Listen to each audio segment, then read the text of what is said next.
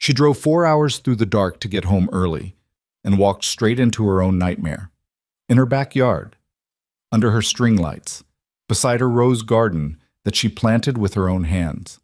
Her best friend of 12 years stood in a white wedding dress, holding the hands of the man Imani Brooks had loved for 4 years. The wedding music was still playing when their eyes met, and nobody moved. If you've ever trusted someone completely, and had that trust turned into a weapon used against you, stay with me until the very end. Hit that like button and drop your city in the comments. I want to see how far this story travels. The drive back from Savannah was supposed to take 4 hours and 20 minutes. Imani made it in 3 hours and 52. She hadn't planned to leave early. Aunt Cheryl was stable. The doctor had used that word specifically, stable. And Imani had written it down in the small notebook she kept in her purse because she had learned long ago that in hospital corridors, words disappeared the moment they were spoken. Stable. She'd underlined it twice. Then she'd sat in that pale green waiting room for another 6 hours just to be certain, drinking bad coffee from a machine that took her dollar and gave back something that tasted like burnt rubber and disappointment. By Thursday morning, Aunt Cheryl was sitting up in bed arguing with a nurse about the remote control. That was when Imani knew she could go. She packed her overnight bag slowly. She was a woman who did most things slowly, not because she lacked urgency, but because she had spent 32 years learning that rushing produced mistakes, and she had already made enough of those to last several lifetimes. She folded her extra blouse. She tucked her toiletry bag into the side pocket of her duffel. She kissed Aunt Cheryl on the forehead and told her she loved her, and Aunt Cheryl, 71 years old and sharp as a blade even in a hospital gown, grabbed her wrist before she could pull away. "You look tired, baby." "I'm fine."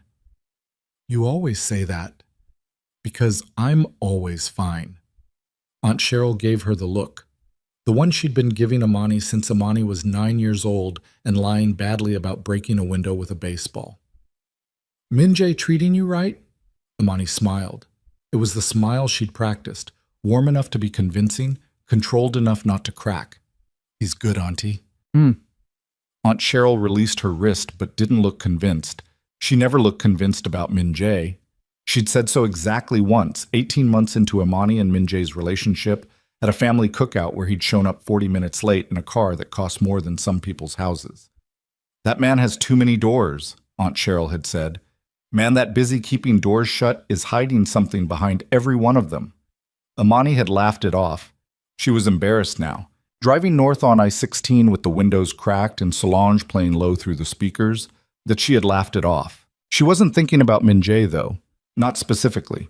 She was thinking about her 7th graders who had a reading comprehension test on Monday that she hadn't finished grading. She was thinking about the leak under her kitchen sink that she'd been meaning to call someone about for 3 weeks. She was thinking about the rose garden in the backyard, which needed watering, and whether she had left the back porch light on. She was not thinking about the fact that when she'd told Minjay she was going to Savannah for the weekend, Thursday through Sunday, she'd said, "I'll be back Sunday evening, maybe Sunday night." Something had shifted in his face. Something small and fast, like a shadow crossing a wall. She'd clocked it and dismissed it. He'd smiled after, kissed her temple, said, "Take care of your aunt, baby. I'll be here when you get back." She'd driven away and not looked in the rearview mirror. Now it was Friday afternoon, and she was 40 minutes from home, and the only thing she wanted was a shower and her own bed and 8 hours of sleep that nobody interrupted. She almost stopped for gas in Macon. Her tank was at a quarter and she could have pulled off, could have taken another 15 minutes, but she was tired and close, and she told herself she'd fill up tomorrow. She kept driving. That decision, that small, unremarkable decision about a gas tank, would live in her memory for years afterward. Not because it was significant, but because if she had stopped, she would have been 30 minutes later. And 30 minutes later, it might have been over. She might never have seen it. She pulled onto her street at 4:47 in the afternoon. She noticed the cars first. There were too many of them. Parked along both sides of the residential street in a way that said event, not neighborhood.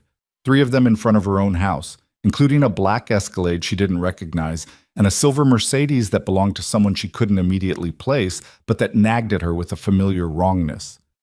She slowed down, frowning, and had to park half a block away because there was nowhere closer. She sat in her car for a moment. The street was quiet.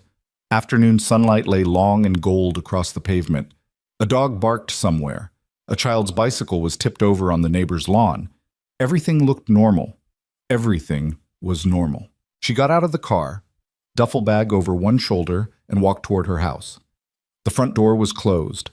The curtains were drawn in the living room window, which she noticed but didn't quite process, because she was already pulling out her keys and thinking about whether she had ibuprofen in the medicine cabinet, because she had a headache building behind her left eye that had been building since Macon.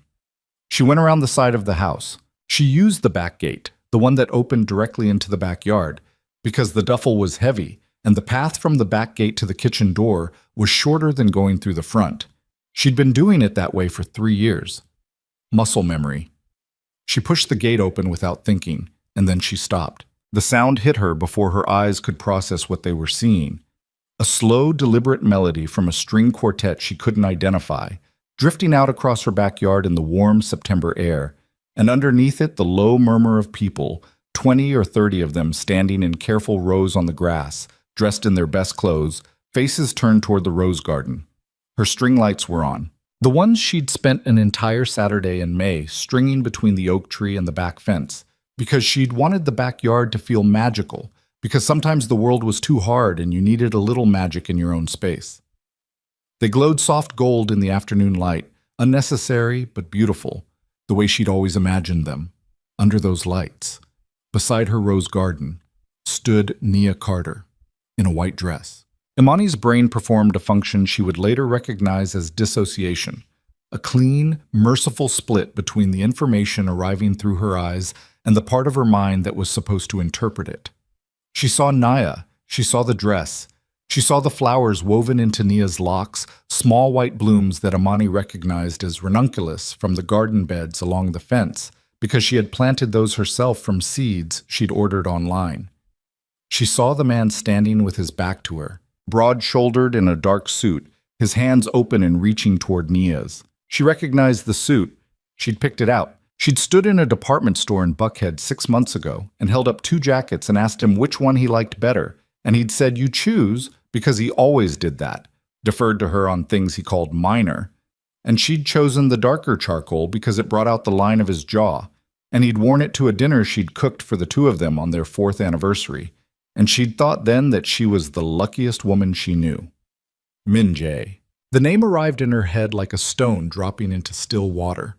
For a long moment, she would never be able to calculate exactly how long, but it felt like the length of a held breath. Nobody moved. Then someone in the back row turned. An older woman, someone Imani didn't know, someone's relative by the look of her dress. And her eyes went wide and she made a small sound, and the sound was enough. Heads turned. The murmur died.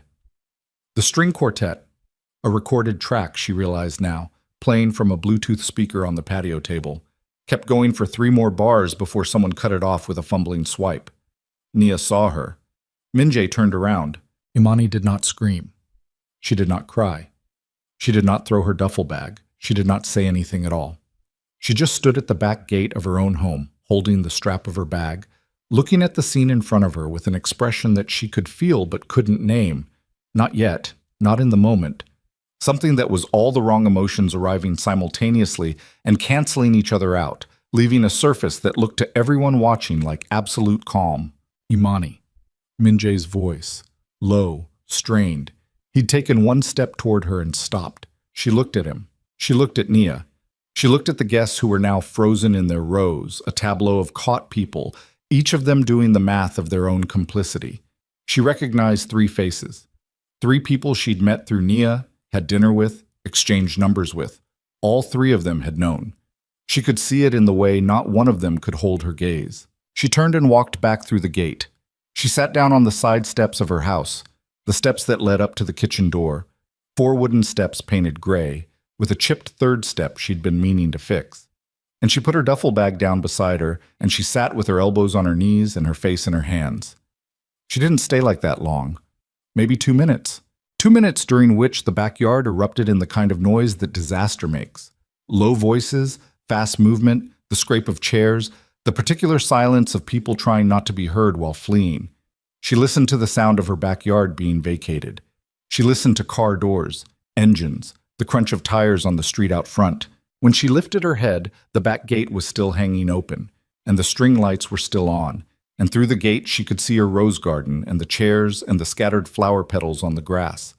One of the ranunculus blooms from Nia's hair had fallen near the gate. It was lying in the dirt with its face up, white and perfect and obscene. She went inside. She filled a glass of water at the kitchen sink and drank half of it. She stood at the counter with her hands flat on the cold granite. The kitchen smelled normal. Coffee from this morning? No, that wasn't right. She hadn't been here this morning, and the smell was too fresh. Coffee from today? Someone else's morning, in her kitchen, using her machine. She set the glass down carefully. The back door opened. She heard him before she saw him, heard the specific weight of his footfall, the way he always came in from the left because he favored his left side. An old injury in his right knee he'd never fully explained to her. Imani. She turned around. He looked the way men look when they are caught and know it. The skin around his eyes tight, his jaw rigid, his hands at his sides in the open position that men use when they are trying to appear non-threatening and failing. He was still holding Nia's flowers. Some of them. He didn't seem to realize it. He was looking at her with an expression she had never seen on him before. Kang Min-jae, who she had watched sit across a table from men who wanted him dead and not blink, was looking at her now with something very close to fear. She found that interesting. Imani, please let me... Don't. I need to explain. I said don't. He closed his mouth. She waited. She was doing the thing she always did in moments of extreme stress, the thing her mother had called going to the still place, a discipline that had nothing meditative about it, more like something structural, like a building's steel frame holding while everything else shook. She breathed. She stood flat on the floor. She kept her hands still. How long? She said. Not a question. An extraction. He looked at the floor, and that look told her more than the answer would, because the answer would come hedged, minimized, shaped to soften impact. The look told her the truth. Min-jae, how long? 14 months. The number landed like something physical. 14 months ago, she and Min-jae had been on a trip to New York. She remembered it clearly. A long weekend in November, a hotel in Midtown, dinner at a restaurant in the West Village that had a 2-month waiting list and was worth every minute of it. She remembered the exact restaurant because she had worn a green dress she'd bought specifically for that dinner, and he told her she looked beautiful, and she had believed him. She had completely and without reservation believed him, and he had already been sleeping with her best friend. Where? She said. What? Where were you? Where were you living? Were you... Where? She could not make the question grammatically coherent, and she hated herself for it. There's an apartment. He said we have, and she watched him realize in real time what he'd said and what it revealed. I've been keeping it separate from everything, from us. It wasn't supposed to... Stop. She pressed her fingers to her temple. You have an apartment. Yes. With Nia. He didn't answer. You live with her. Imani? I'm asking you a direct question. You live with Nia Carter, yes or no? He looked at the wall. Yes. She had been expecting it on some cellular level, in the way you can feel a blow coming even when you couldn't have known it was, and still it went through her. She gripped the counter edge behind her. The money, she said. What? The money I lent you, $11,000. Last March, you said it was for the Midtown property deal, the commercial thing. She stopped because she could see from his face exactly where $11,000 had gone. You used my money to set up a life with another woman. That's not... I intended to pay it back. You used my money. I know. My money. I know. His voice cracked slightly on the second one, and she registered that he was not, in this moment, fully in control of himself. And she registered simultaneously that she did not care, and the distance between those two registered facts was the first sign of something changing in her, something settling into alignment like a bone snapping back into its socket, painful, irreversible, clarifying. Get out, she said. Imani, I love you. I need you to know that. What happened? It got out of control. It was never supposed to. Get out of my house, please. He moved toward her and she took one step back, and something in that step stopped him. "Please don't do this. I know what I did. I know how bad this is, but I—" "You held her hands," she said, "in my backyard, under my lights, in a suit I picked out for you." She said it quietly, slowly, with the deliberateness of someone who has finally found the exact weight and shape of a thing. "And you're standing in my kitchen right now telling me you love me." He didn't have an answer for that. There wasn't one. "Leave," she said, "or I call the police." Something moved across his face at the word police. Something fast and reflexive that had nothing to do with the domestic situation and everything to do with who he was and what he did and what police meant in the architecture of his other life. She'd seen that response before, in small doses, and she'd explained it away every time. She didn't explain it away now. He left. She stood in her kitchen and listened to his car start and pull out of her driveway and disappear down the street. Then she went to her bedroom, sat on the edge of her bed, and did something she almost never did. She let herself feel it. Not the betrayal, not yet. That was too large and too structured to approach directly. But the smaller, more immediate things. The sound of wedding music in her own backyard. The flower fallen in the dirt at her gate. The specific image of Min Jae's hands reaching for Naya's. The gesture so practiced and deliberate that it meant they'd rehearsed it, stood in that spot before this day, and rehearsed how they would stand and how they would reach. In her backyard. She pressed the heels of her hands against her eyes. She sat like that for a long time. When she got up, she wasn't crying. She hadn't cried. She was aware of this fact in the clinical way you're aware of your own body doing something unexpected. Her eyes were dry, her jaw was tight, and her hands, when she lowered them and looked at them in the dim bedroom light, were absolutely steady. She picked up her phone. She had 37 missed calls, some from numbers she didn't recognize, a few from people she knew, her friend Renata, her colleague Darius, a parent from school who'd somehow heard something already, the way people do, one from her mother, who lived in Charlotte, and who she would call back when she could do so without her voice giving anything away. She scrolled to a contact labeled simply A. She pressed call. It rang once. "Hey, Imani, what's—" "I need your help," she said. "Professional help." "Avery." She paused. "I think someone has been using my name." Silence on the other end. "Give me 4 hours," Avery said. No preamble, no questions, no waste of time. That was who her cousin was. Avery Langston, 37, private investigator out of Decatur with a network that crossed into law enforcement in ways that were never quite official and always absolutely effective. "Where are you?" "Home. Stay there. Don't let anyone in. And Imani—" A pause. "Don't move anything. Don't touch anything you don't need to touch. You understand?" "Yes," she said. She hung up. She sat down at her kitchen table and opened her laptop. She pulled up her banking app. She'd been doing a vague background-level accounting of herself, the way people do when they are busy and basically solvent and not looking for anything wrong, and now she looked directly, with all of her attention. The first thing she saw was a credit inquiry from 6 weeks ago. She hadn't applied for any credit 6 weeks ago. She kept looking. There was another one.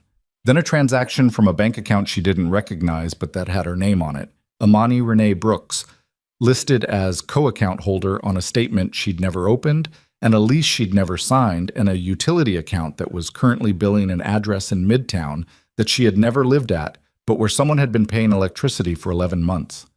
She sat very still. The lease. She clicked through 3 more screens to get to it, to the image of the document that had been faxed somewhere and scanned and attached to an account in her name. She zoomed in on the signature line, her signature, or something close enough to her signature that it had passed. The I in Imani, the particular loop in the B of Brooks, close enough to her handwriting that whoever had done it had spent time with her actual signature, had studied it, had practiced. She thought about the stack of paperwork she'd signed at Min Jae's request over the past year and a half. Loan applications. He'd called them investment opportunity forms. A property interest agreement she'd signed without reading carefully because he'd sat beside her and explained it in the warm, confident voice of someone who knew what they were doing and needed her trust. She had trusted him. She had signed 6, maybe 7 documents because he'd presented them in ways that made refusal feel like a failure of partnership. She understood now what those documents had been. She put the laptop aside and looked at the wall. After a long moment, she picked up her phone again. She typed a text to Nia Carter. A single word. Don't call me. Then she blocked the number. She picked up her notebook, the small one from her purse, the one where she'd written stable and underlined it twice. And she turned to a blank page and she started writing down everything she could remember. Every document, every amount, every date, every signature. Her handwriting was very even and very controlled, because her mother had made her practice handwriting as a child the way some parents made their children practice instruments, for discipline and for legibility. And she was grateful for it now because what she was writing on that page was the first line of something, the first careful sentence of a case being built against a man who had believed, absolutely, that she would never figure out how to fight him. He didn't know her very well, which she found interesting, given everything. She had been teaching 7th grade for 9 years. Middle school, the age when children are most volatile, most self-deceived, most likely to believe that adults couldn't see through them. She had learned over 9 years that the most dangerous students were not the explosive ones. The explosive ones were easy. You could see them, track them, intervene before the damage was done. The dangerous ones were the ones who were quiet, who cooperated with the surface of things while running an entirely separate operation underneath. She had been that kind of student once. And Minjae had made the mistake, the profound and irreversible mistake, of treating her like one of his business partners, people he managed through information control and selective disclosure, and carefully engineered moments of vulnerability. She wasn't his partner. She was the woman he had borrowed money from while sleeping with her best friend in an apartment they'd furnished with her stolen credit. She picked up her pen and kept writing. Outside, the string lights in the backyard were still on. She didn't get up to turn them off. She would need to see them eventually, would need to go back out there and look at what had happened in her space, her garden, the ground she'd broken and worked and planted herself. But not tonight. Tonight she sat at her kitchen table and wrote down every financial detail she could remember with the focused, meticulous attention of a woman who had been underestimated by people with far more power than Kang Min-jae and had outlasted every one of them. 3 hours and 20 minutes later, Avery's car pulled up in front of the house. Avery Langston was 2 inches shorter than Imani, with close-cropped natural hair and the particular stillness of someone who spent a lot of time watching things before they spoke about them. She came in through the front door, looked at Imani sitting at the kitchen table with her notebook and her cold cup of coffee, and sat down across from her without saying anything for a moment. Then, "Show me." Imani turned the laptop around. Avery looked at the screen for a long time. She scrolled. She clicked. She did not make any sounds of surprise because Avery rarely made sounds of surprise. She dealt in information for a living and had trained herself to receive it without reaction, which Imani had always found both impressive and slightly unnerving. She pulled out her own phone, took photos of specific screens. "How many documents do you think you signed?" she asked. "I wrote down everything I remember, at least 6, maybe 8. "Over what time period?" 18 months? Maybe more." Avery looked at her. "Imani, I know. This isn't just infidelity. I know. What he's done with these accounts, if what I'm seeing is what I think it is, this is identity fraud, financial fraud. This is federal territory depending on how the accounts were structured." "I know," Imani said. Avery was quiet for a moment. "What do you want to do?" Imani looked at her notebook. At the even lines of her own handwriting, every detail she remembered laid out in sequence, beginning with the first document and ending with what she'd found tonight. 18 months of her life, compressed to 2 pages of careful script. "I want to know everything," she said. "Before I do anything, I want to know the full picture. I want numbers, account numbers, amounts, dates. I want everything attached to my name that I didn't authorize." "I can have the financial picture in 48 hours, Avery said. "The rest, the criminal side. I've got a contact at the FBI Financial Crimes Unit. Nothing official until you're ready, but he can tell me what we're looking at." "Do it." Avery nodded, started to stand. "Avery?" Imani looked up. "He's not just a businessman. You know that, right?" A pause. "I've suspected it. I need you to be careful, not afraid, just careful." Her cousin looked at her steadily. "He should be the one who's careful," she said. After Avery left, Imani sat alone at her kitchen table. The house was very quiet. The refrigerator hummed. Somewhere outside, a car went past. The clock on the microwave read 11:23 p.m. Her phone lit up with a message from a number she didn't immediately recognize, and then she did. It was Nia's second number, the one she used for business calls, the one Amani knew about because they'd been best friends for 12 years, and she knew most of Nia's numbers the way she knew most of Nia's fears and habits and weaknesses. Amani, please. I know you won't believe this, but I'm sorry. I need to explain, please. She looked at the message for a long time. She put the phone face down on the table. She went to bed. She did not sleep, not really. She drifted in and out of something that felt like sleep's outline, hovering at the surface, her mind running calculations she couldn't stop. 14 months. An apartment. 8 documents. Her own name on accounts she'd never opened. And underneath all of it, persistent as a splinter, the image of those hands reaching across the garden, the practiced ease of it, the way it looked like something that had been real for a long time. How many dinners had she cooked while they were doing this? How many times had she sat across from Nia at a restaurant and laughed and shared and confided? How many times had Minjae held her while he was holding 2 lives simultaneously and finding it manageable? She pressed her face into the pillow. She thought, I am going to need to be smarter than both of them. Not angrier, not louder, smarter. Because rage was understandable, but it was also traceable. It left marks. It made you sloppy. She had watched her mother be angry once, really devastatingly angry, at Imani's father when Imani was 11. And she had watched how that anger had been turned against her mother in every room where they had to be in the same space. Anger was a gift to the person who'd hurt you. She turned onto her back and stared at the ceiling. Smarter, she thought again. And then, underneath that thought, quieter and more fundamental, the thought that would drive every decision she made for the next several weeks. He built this on the assumption that I would never look. She closed her eyes. He was wrong. In the morning, before she'd even made coffee, her phone rang with a number she recognized. Nia. Not the second number this time. The main one. The number Amani had saved under Nia BFF for 9 years. A label she'd never changed because you didn't think to change things like that when you trusted someone. You just let them accumulate. She stared at it ring. On the 4th ring, she answered, Imani. Nia's voice was raw, the particular texture of someone who hadn't slept and had been crying. Please, I know there's nothing I can say, but I need you to understand that it wasn't planned from the beginning. It happened, and then it got out of control, and I tried to end it. And when was the wedding supposed to happen? Imani asked. Silence. Nia. Harder now. When was it planned for? Because you were using my backyard, my lights, my garden.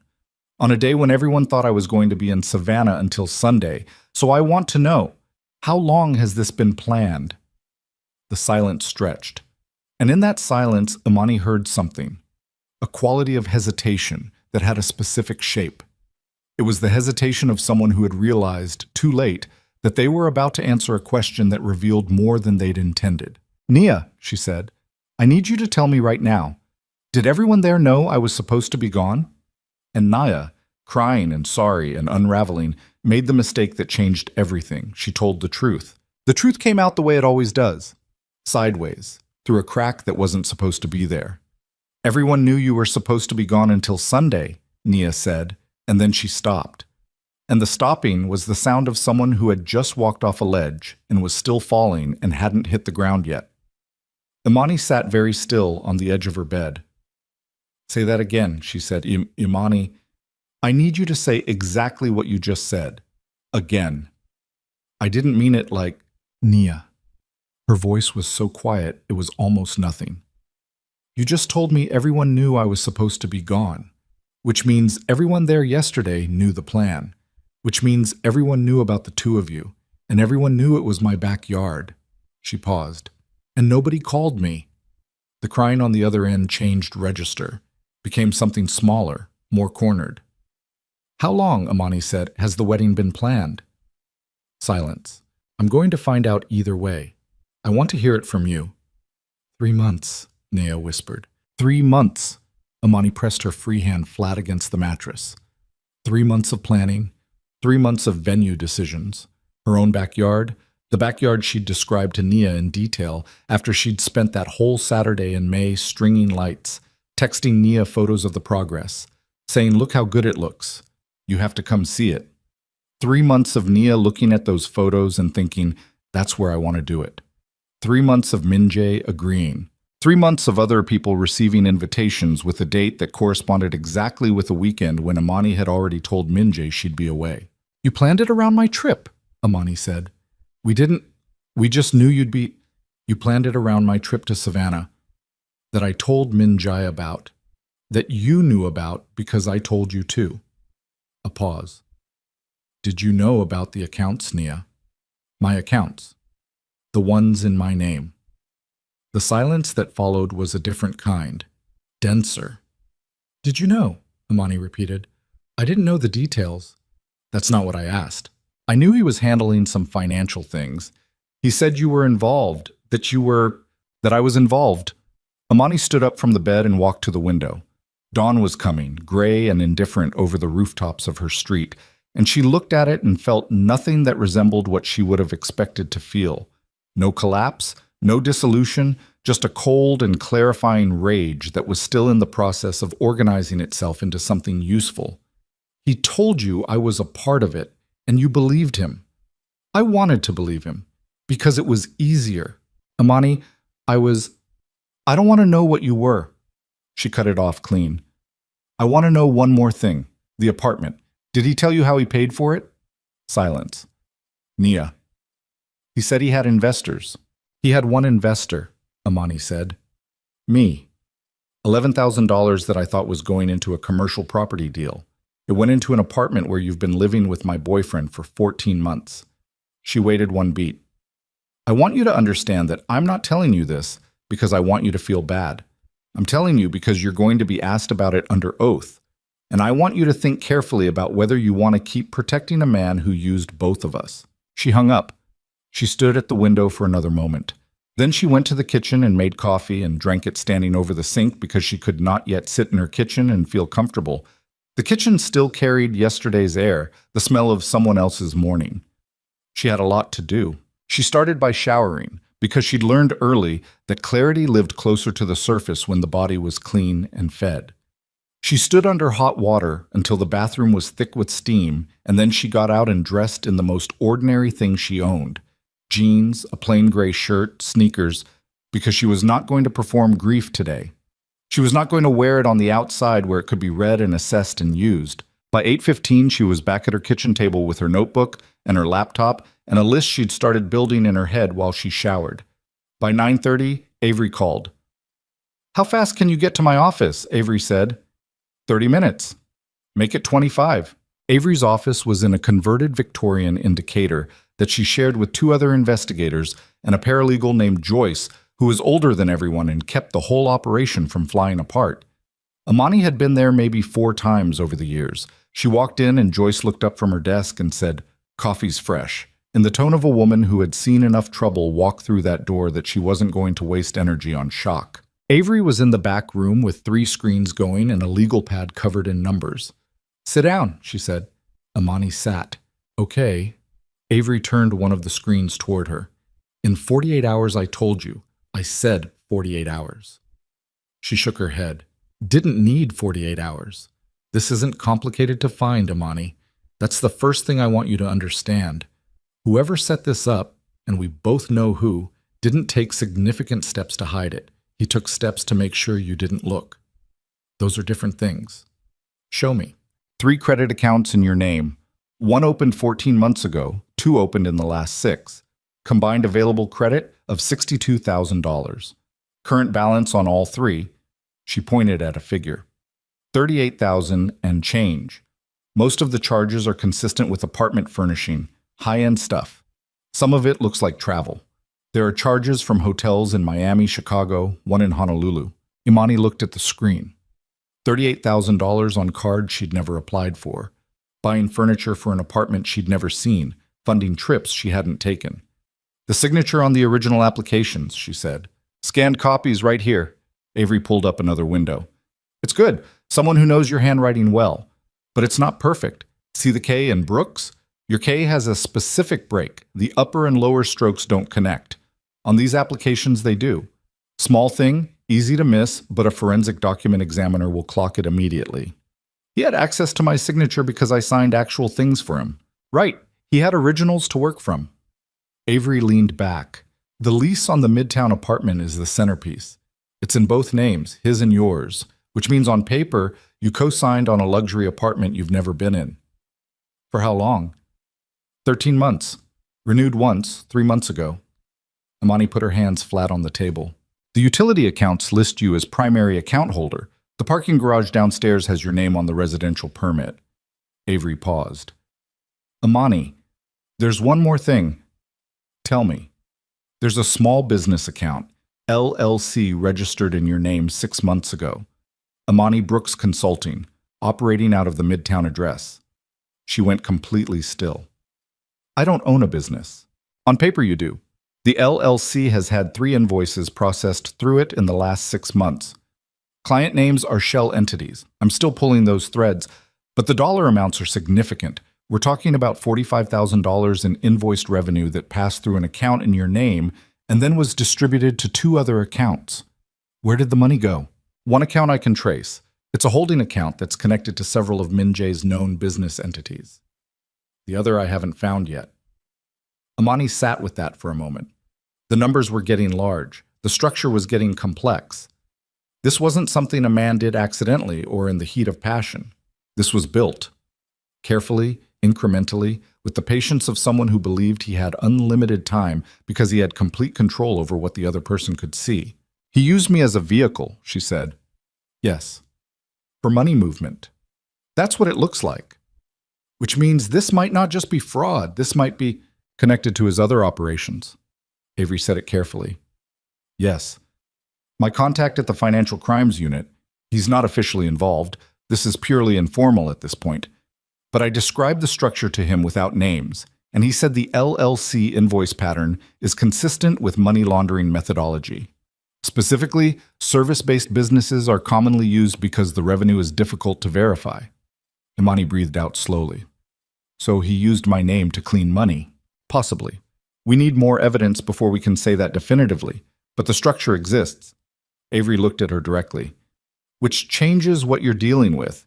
This isn't just a cheating boyfriend who forged a few signatures. If there's laundering involved, that pulls in federal jurisdiction. And it means Min Jae has a very strong incentive to make this problem disappear before it gets to that level. Does that mean I'm in danger? Avery was quiet for a moment too long. I don't think so, she said. Not yet. Because he doesn't know how much you know.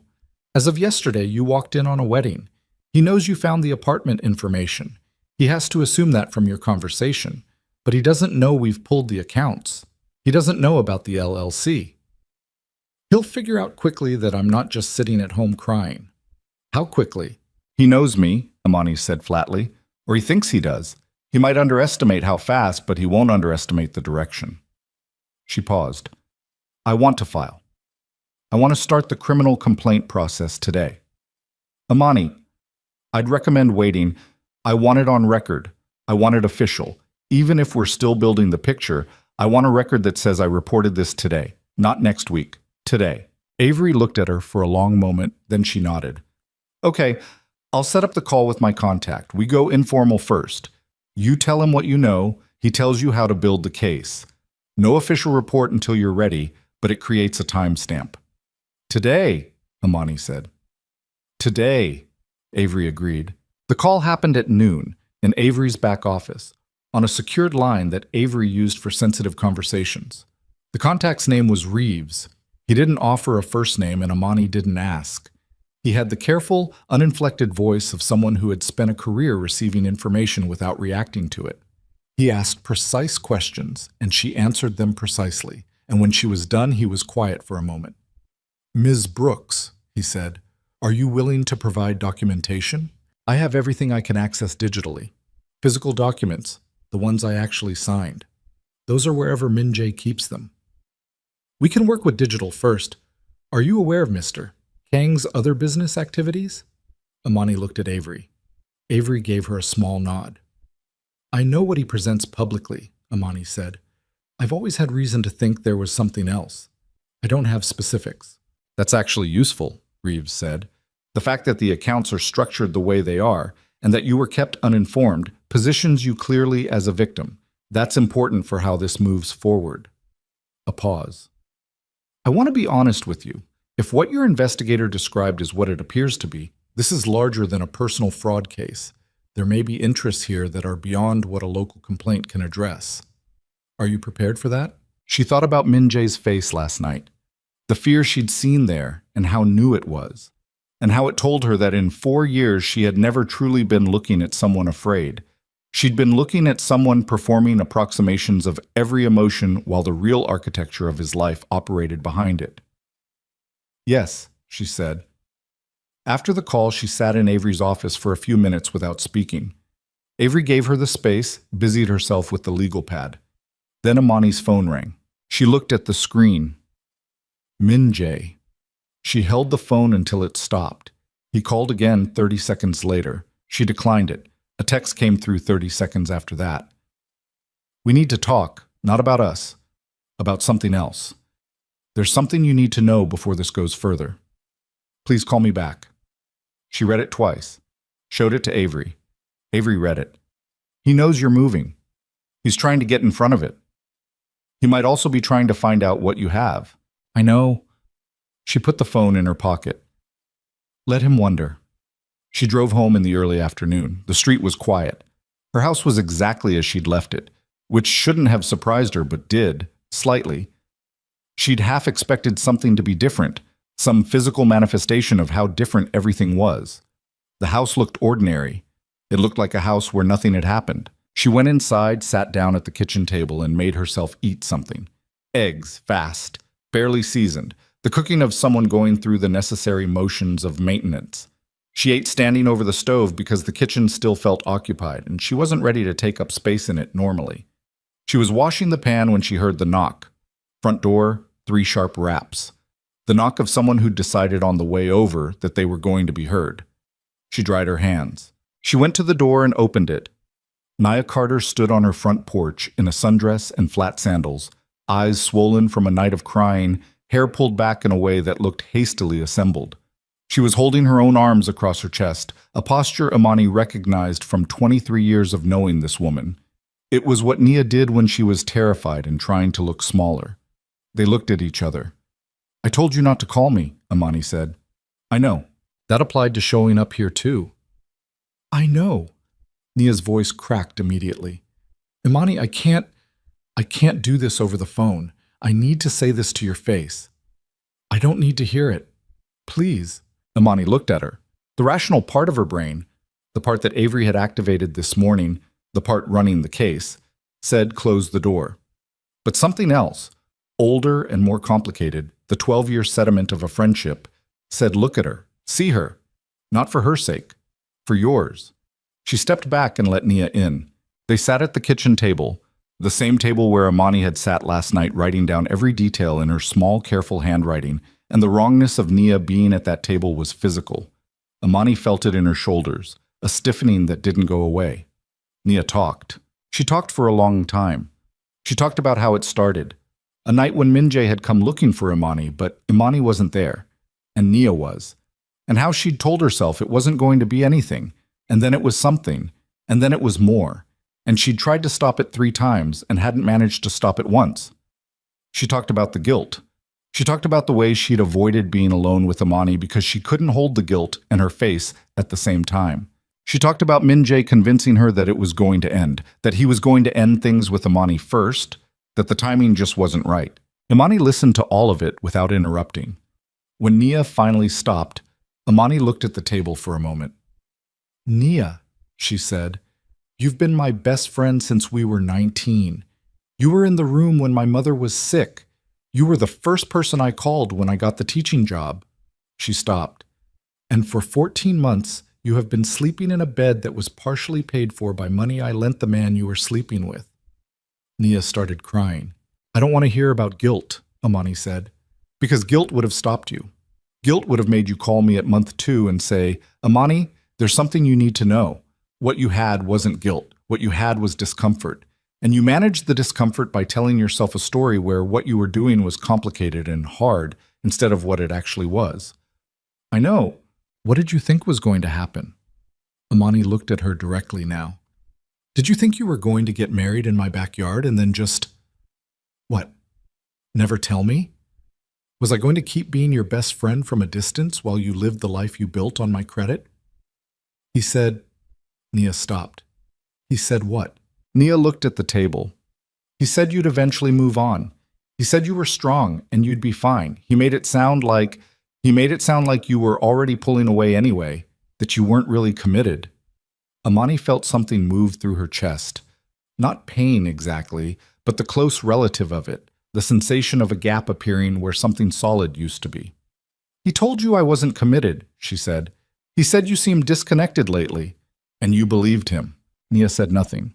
Because it was convenient to believe him, Amani said, not loudly. The quieter she got, the more space her words took up. Because if I was already pulling away, then what you were doing was almost kind. Is that right? You were almost doing me a favor. No, that's not… How long have you wanted what I have, Nia? The question landed and sat there. Nia's face went through three things in rapid succession.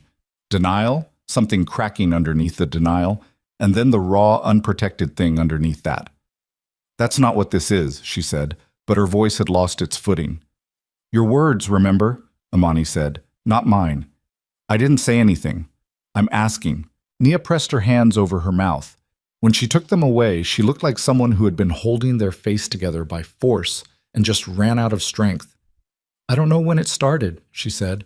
I looked at your life and I saw everything I wanted, and I told myself that wasn't why, that it was real with him, that's enough, Amani said. She stood up. I need you to leave now. Amani. I'm not angry at you, Nia. She said it the way you say a true thing that doesn't help anyone feel better. I'm something worse than angry. I'm done. Those are different. She walked to the front door and opened it. And when Avery's investigation is complete, and when the financial fraud case moves forward, you're going to be contacted. I'd recommend getting a lawyer before that happens. Whatever Minji told you about those accounts, you're going to need to be able to prove what you knew and what you didn't. Nia stood up slowly. You're going after him legally. I'm going after my name legally, Amani said. My credit, my identity, my money. Those things have my name on them. I'm getting them back. Nia stopped in the doorway. She looked at Amani with the expression of someone who has seen a person clearly for the first time and doesn't know what to do with what they're seeing. He's not going to let this go quietly. I know. He has people, Amani. You know what I mean. I know what he has, Amani said. I watched him for 4 years. I saw things I explained away. I signed things I didn't read. She looked at Nia steadily. He built this because he counted on me not looking. That was always his one real mistake. Nia left. Amani closed the door and stood in the quiet hallway of her own house. She breathed in once, slow. Then she went back to the kitchen table, opened her notebook, and kept building the case. That evening, Avery called with something new. Her voice had that tight, controlled quality that Imani had learned meant significant information. The second account, Avery said, the one I couldn't trace this morning, I found it. Whose is it? A pause. It's in Nia's name, Avery said. She's been receiving payments from the LLC, 14 months, regular transfers, not large individually, $1,500 a month, but it adds up. Amani sat very still. $21,000. Nia had received $21,000 from a company operating under Amani's name. She told me she didn't know the details, Amani said. She knew enough to provide a bank account, Avery said. The room felt different. Not the room. Everything felt different. The whole texture of the past 14 months, which had been bad enough when it was passion and betrayal and the predictable wreckage of desire, but was something else entirely now. Something colder. Something that had required cooperation, planning, sustained and deliberate choice. Avery, she said. Yeah. File everything. I'm ready. The line was quiet for a moment. Once we do this, Avery said, it starts moving. You understand? This won't stay quiet. Min-jae will know within days, maybe hours. I know. And his people, I know. Imani pressed the phone against her ear. File it. Avery exhaled. Okay, I'll have it submitted to the federal contact by morning. Imani... She stopped. What? My contact mentioned something else. Off the record, he said that Min-jae's organization has been on a watch list for 18 months. They've been building something larger, and they were waiting on a specific piece of financial documentation to move forward. A pause. The LLC. The one in your name. He thinks it might be the piece they needed. Imani closed her eyes. She'd been used as the key, not just as a cover, as the actual mechanism. The documentation that a federal investigation had been waiting for, the missing link in a financial chain, had been sitting in her name for 6 months while she stood in front of a classroom teaching children how to read and had no idea. Does that put me at risk? She asked. It complicates things, Avery said carefully. It means we need to move carefully. Controlled. We can't just file and step back. We need to stay in communication with Reeves, make sure the federal piece knows you're cooperative and we're victimized, not complicit. Yes, she sat with that word in the silent kitchen. Complicit. A word that meant something very specific in the law and something broader in the mouth of a man who had used her carefully for over a year and would now, when cornered, reframe everything to protect himself. She thought about Min-jae's text. There's something you need to know before this goes further. She understood now what he'd meant. He'd known. Maybe not the full picture, maybe not the federal dimension, but he'd known that what he'd built with her name was about to become a liability.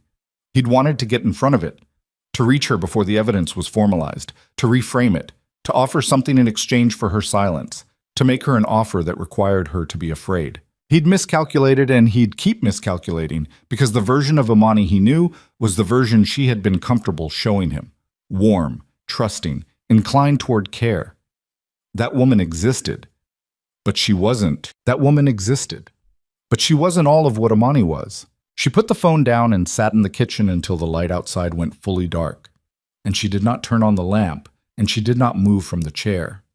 She sat in the dark, and she let herself feel the full dimension of it. Not just what had been done, but the architecture of it, the precision required to do it. You didn't build something like this in a moment of weakness or passion. You built it with intention, with patience, with the specific coldness of someone who looked at another person and saw utility. He had looked at her and seen a signature. That was what she kept coming back to. 4 years. 4 years of dinners and weekends and small domestic intimacies.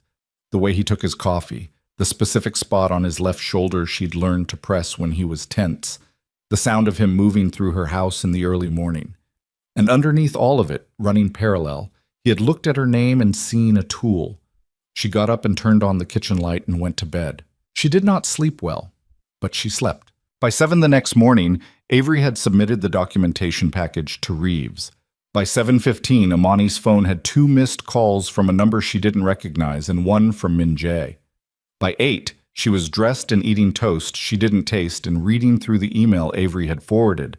A summary of everything submitted, everything documented, everything now officially part of a federal inquiry that had a file number and a timestamp and her name attached to it as victim, not participant. That word again. Victim. She was trying to make peace with it. At 8:40, Min-jae showed up at her door. She saw him through the peephole before she opened it, standing on her porch in a dark jacket, no tie, which was unusual for him. His hands were in his pockets. His jaw was set. He was doing the thing he did when he was controlling something internal, the stillness that she'd always read as composure and was only now recalibrating as suppression. She opened the door. He looked at her. Something moved in his expression when he saw her face. She didn't know what it was, whether it was the sight of her without any performance of softness, or whether it was something he'd been told, some information that had reached him. "We need to talk," he said. "You said that last night. I mean it differently this morning."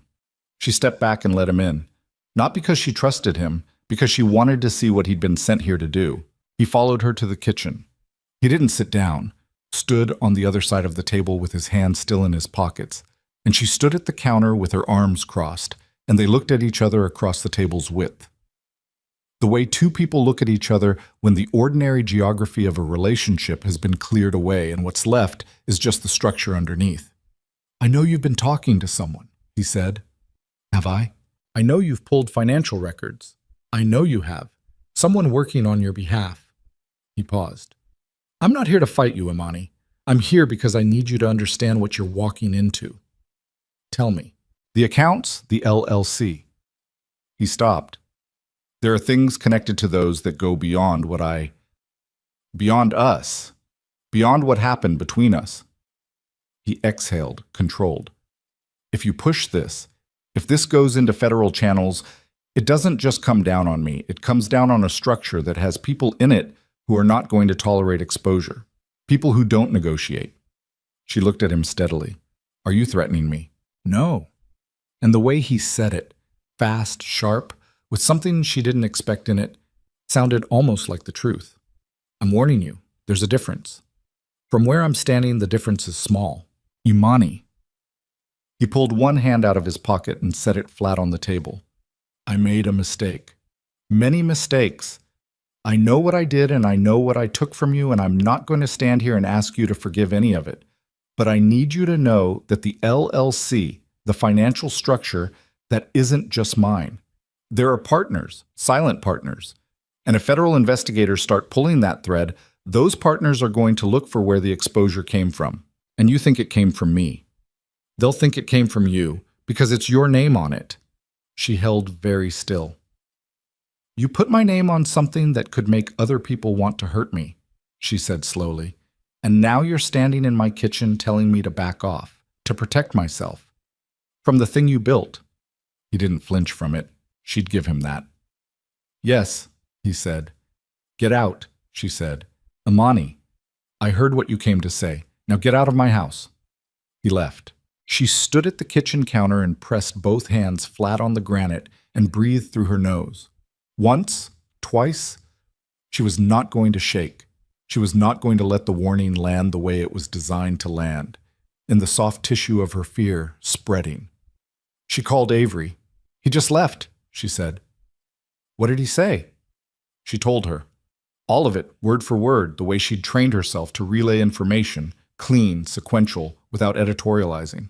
Avery was quiet for a moment. "He told you there are other parties connected to the LLC." His words were silent partners. That tracks with what Reeves suggested. "This is bigger than Min Jae." Another pause.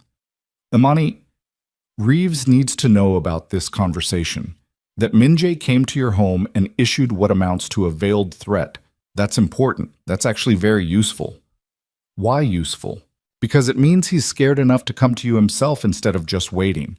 That's not someone in control of the situation. That's someone who's running out of options." She processed that. "Call Reeves. Tell him everything." "Already pulling up his contact. Imani..." A pause. "Don't open the door for Min Jae again. Whatever he tells you he wants to say." "I know." She hung up and refilled her coffee cup and stood at the window looking out at the front street. A woman she recognized from 2 houses down was walking a dog.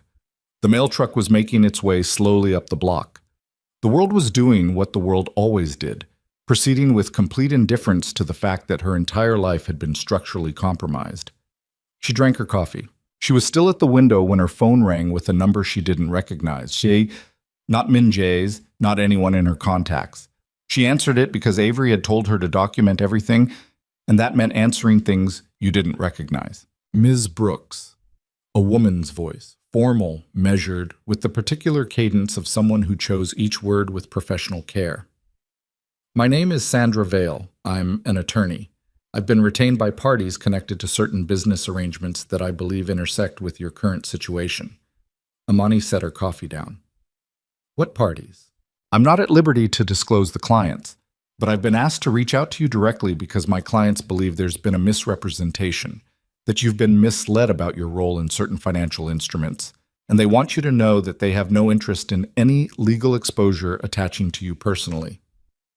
"Why are you calling me instead of my attorney?" A brief pause. "You have retained an attorney." "I have representation," Imani said. It was technically true. Avery operated closely enough with legal counsel that it functioned as representation. Anything further should go through them. Of course, I just wanted to personally assure you that my clients have no— Who retained you? Amani said. Not the clients.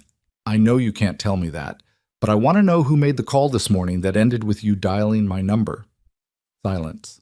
Was it Minjae, she said, or was it one of the silent partners? The pause that followed was exactly long enough to answer the question without answering it. I'll route all further communication through your representative, Sandra Vale said, and hung up.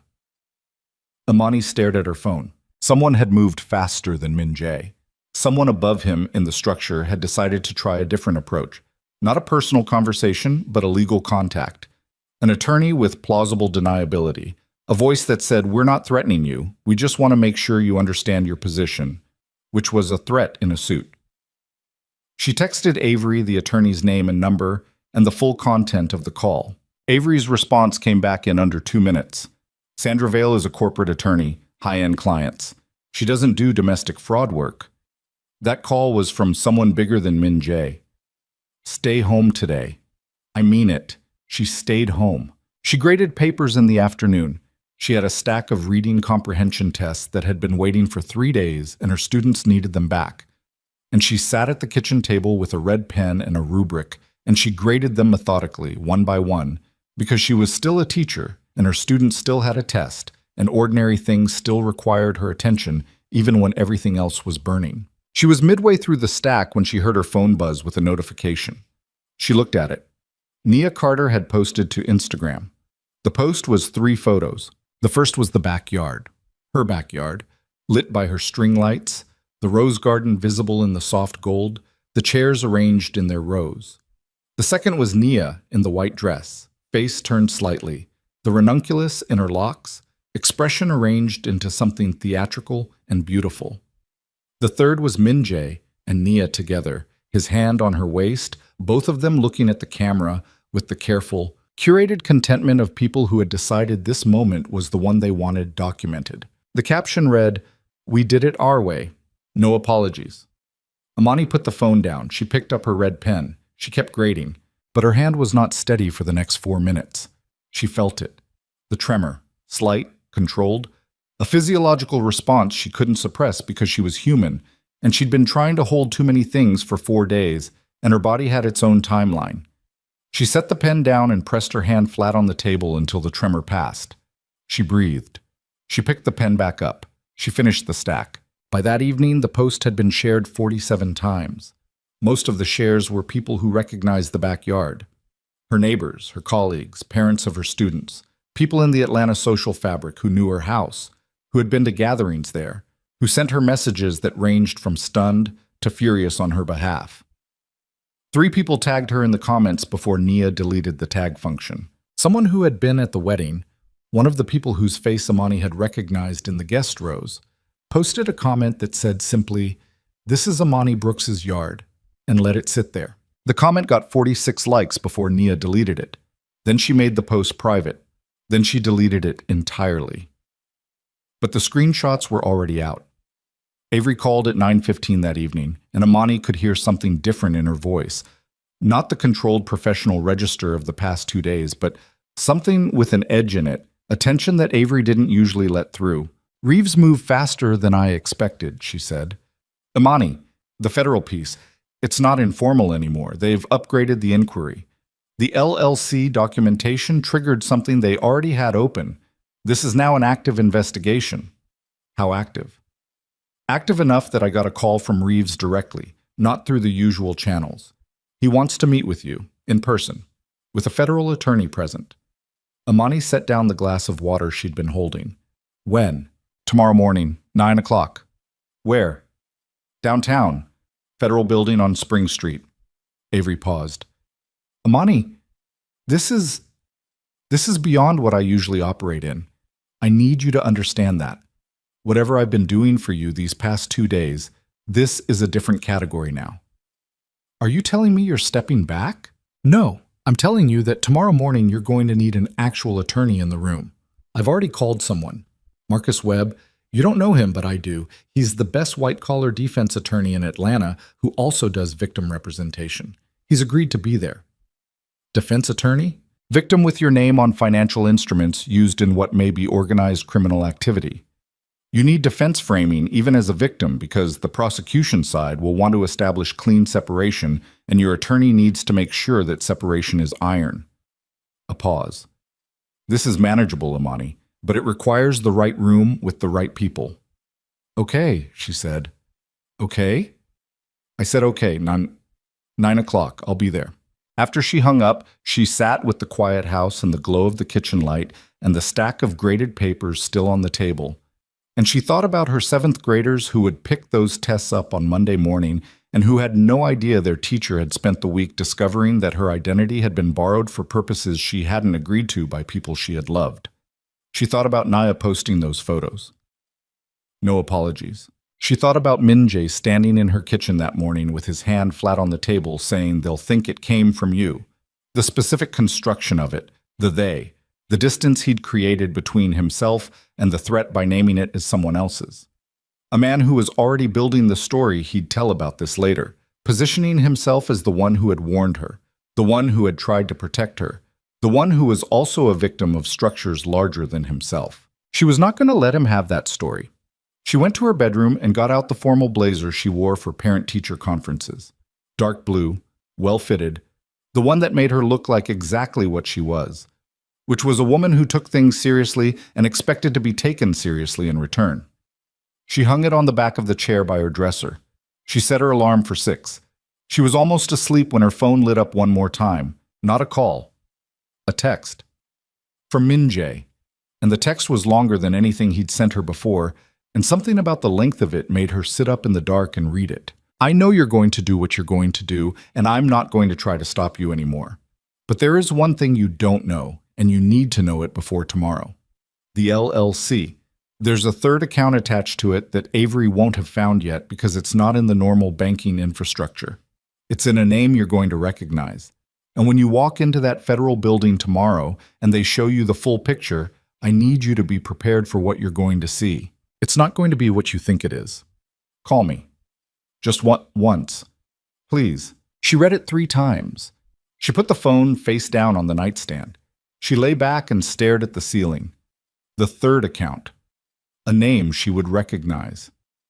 He'd been careful. He hadn't said whose name, hadn't given her enough to act on without calling him, which was the design of it, the hook in it. He needed her to call. He needed one more conversation before the federal meeting, one more chance to shape what she knew and how she knew it. She wasn't going to give it to him, but she lay awake for another hour anyway, because the text had done what it was designed to do. Put a question in her mind that she couldn't answer without him, and she hated that it was working, hated the specific impotence of knowing you were being played and still feeling the pull of it. At 6 in the morning, she got up and showered and put on the dark blue blazer and drove to the federal building. Marcus Webb was already there when she arrived. Early 50s, compact, with the careful eyes of someone who had spent decades reading rooms before entering them. He shook her hand and said, "I've reviewed what Avery sent me. You're in a better position than you might think." And she liked him immediately for not pretending the position was comfortable. Reeves was not what she'd expected. She'd built him in her mind as something more imposing, but the man who met them in the conference room on the 4th floor was unremarkable in the particular way that federal investigators sometimes were. Medium height, dark suit, close-cut graying hair. The manner of someone who had made himself invisible as a professional discipline. He introduced himself as Special Agent David Reeves and shook her hand and directed her to a seat. There were 2 other people in the room, a federal attorney named Chen who handled victim coordination, and a woman whose name was given only as Specialist Hart, who had documents in front of her that she didn't show Imani yet. They went through procedure first. Marcus confirmed her status. Chen explained the parameters of the conversation. Imani sat at the table in her dark blue blazer and answered preliminary questions and was steady and precise because she had been preparing for this in one form or another since she'd sat down at her kitchen table 4 nights ago and written the first line in her notebook. Then Specialist Hart opened the folder. "Ms. Brooks," she said, "I want to show you the complete financial structure as we've mapped it. The LLC at the center, the accounts we've identified, and the flow of funds. She laid a single-page diagram on the table and pushed it across. Amani looked at it. The LLC was at the center. Lines ran outward to accounts. She recognized the ones Avery had found, the credit accounts, the Midtown Utilities, the lease. There was Minjae's holding account. There was Nia's account, the one receiving the $1,500 a month transfers. And then there was a third account. On the far right of the diagram, connected to the LLC by a line with a different weight, heavier, indicating higher volume, was a third account, and beside it in the diagram's notation system was a name. She looked at the name. She read it twice. She felt the room shift.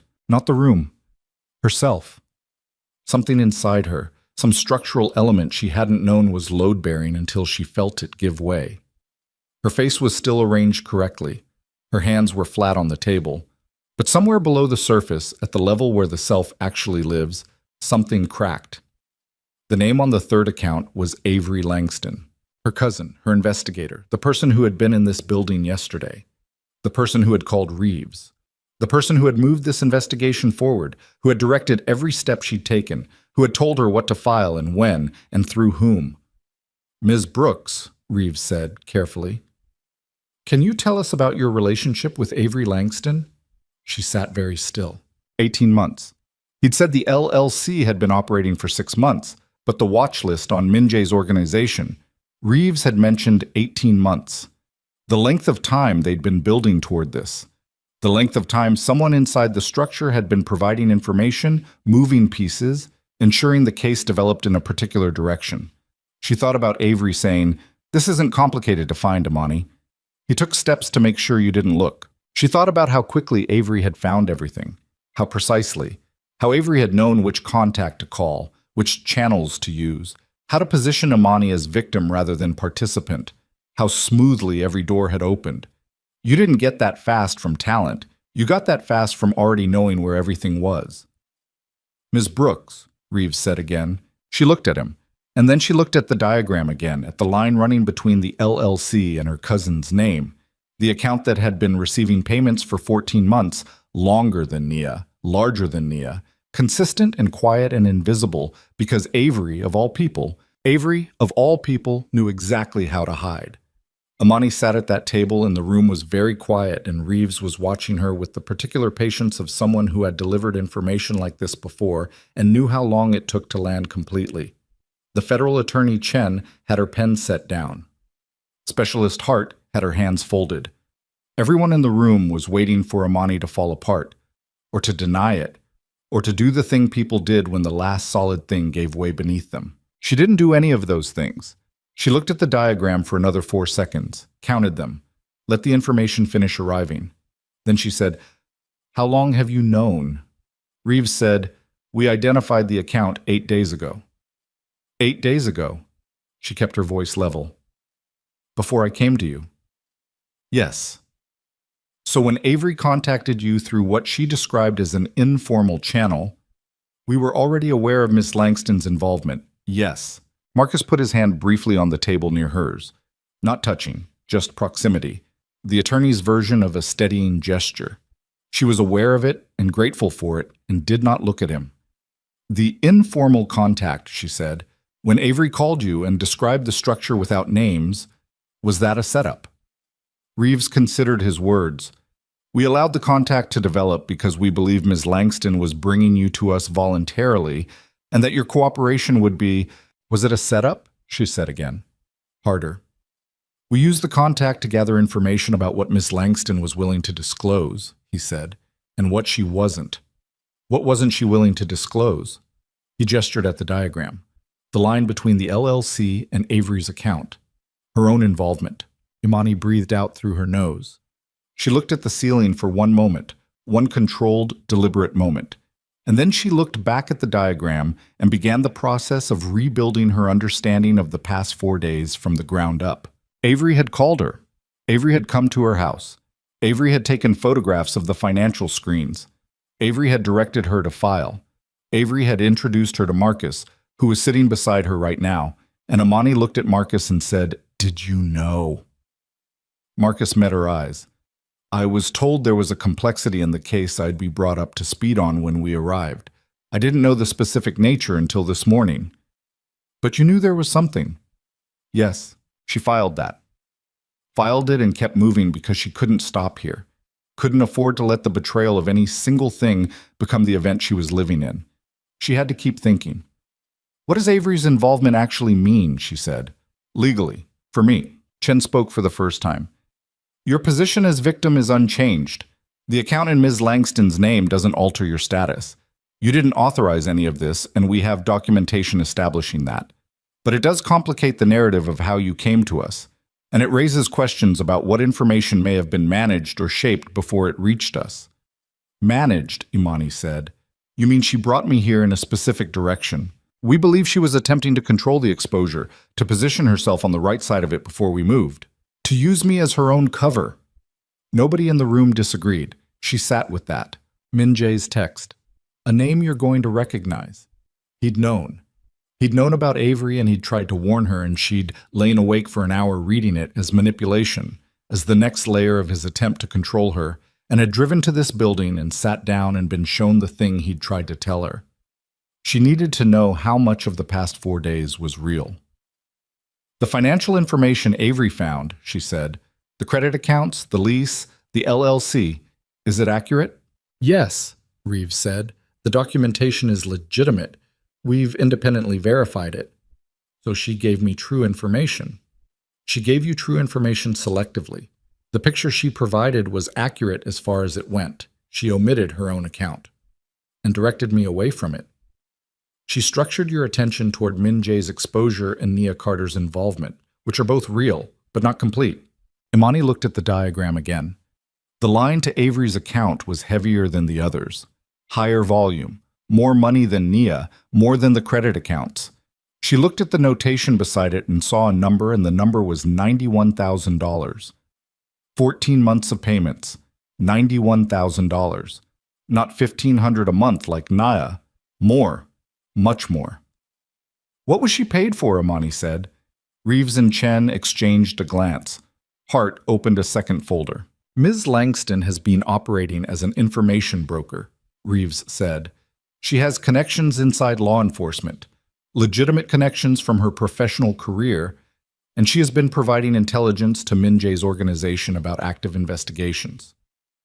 Watch lists, federal inquiry timelines, when things were moving and when they weren't. Imani felt something go cold behind her sternum. She was telling him when to move, she said. We believe so. For 14 months. Yes. She stopped, started again. I called her first the night I found out. She was the first person I called. We know. And the full shape of it arrived. She called you after I called her. She said she had an informal contact, but she wasn't bringing me to you. She was attempting to reach us first, Reeves said, before you could, to shape the approach, to make herself the cooperative party before you independently filed. Because if I filed independently, without her, the account would have surfaced, and she couldn't control it. That's our assessment, yes. Imani pressed her hands flat on the table. Hard. Felt the edge of the table against her palms, the physical reality of it, the solidity. Marcus leaned forward. What do you need right now, Ms. Brooks? I need 5 minutes, she said. Nobody argued. She got up and walked to the windows on the far side of the room and stood looking out at the street below. Spring Street, Atlanta, an ordinary Friday morning, cars and pedestrians and a food truck on the corner, and all of it proceeding with the absolute indifference of the world to private catastrophe. And she stood there and breathed her mother, Charlotte. She should call her mother. The thought arrived from somewhere lateral, disconnected from the case, from the room, from all of it. Just the elementary impulse toward someone who had known her longer than anyone else in the world and would not betray her because she was the woman who had made her, and the two of them had spent 32 years being honest with each other, even when it was uncomfortable. She didn't call her mother. She breathed. 4 days. She had spent 4 days building something on a foundation that had a crack in it she couldn't see, because the person who showed her the foundation had known where the crack was and walked her around it. But the information was real. Reeves had confirmed it. The accounts were real. The fraud was real. The LLC was real. Avery had given her the truth in order to use her, but the truth was still the truth, and it was still hers to use. She turned around and walked back to the table and sat down. "Tell me what you need from me," she said.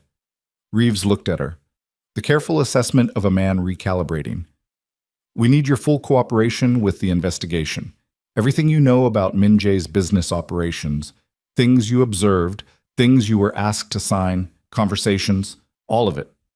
I'll give you everything. We also need you to continue behaving normally. If Avery contacts you, we need to know immediately.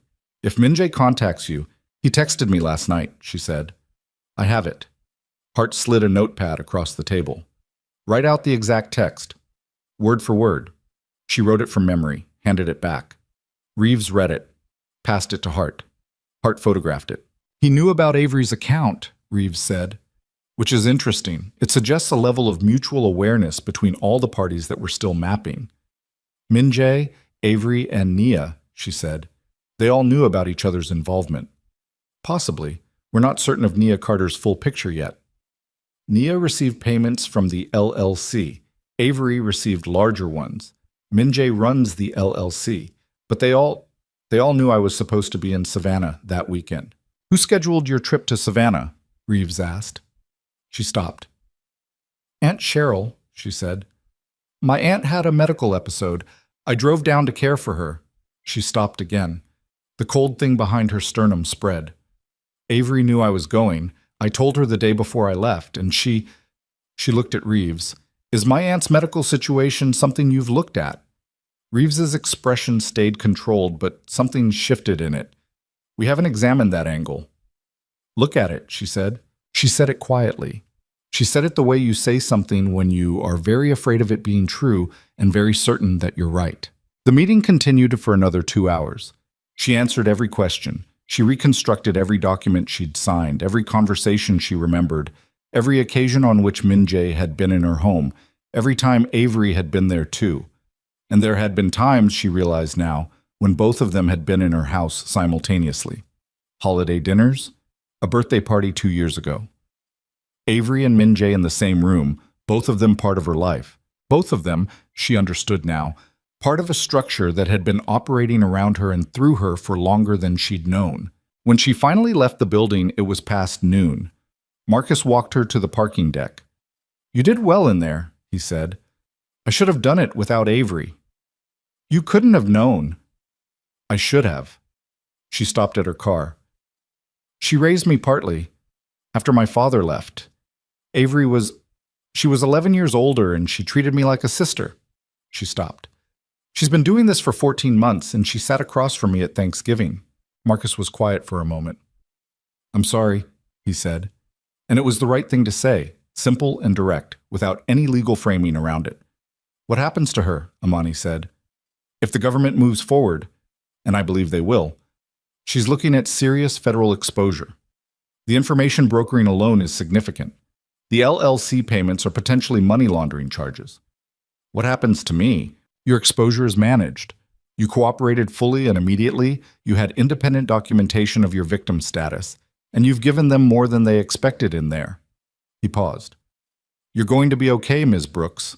I mean that in the specific legal sense." She got in her car. She sat in the parking deck for 3 minutes before she started the engine. 3 minutes of doing nothing, of letting her hands rest on the wheel and her eyes go unfocused and her body have the reaction it had been suppressing since Hart slid that diagram across the table. It wasn't crying. It was something more physical than that. A shaking that started in her hands and moved up her arms and through her chest and expressed itself as a series of controlled, silent convulsions, the kind you make when you are holding the sound of something in because the sound would be too large for the space you're in. She let it go through her. She held the wheel and let it go through her. And when it was done, she was still sitting in her car in the parking deck, and her hands were steady again. She started the engine. She drove home. She was on I-75 when her phone rang through the car speakers. Avery's name on the display. She stared at it for 2 exits. It stopped. It rang again. She answered it.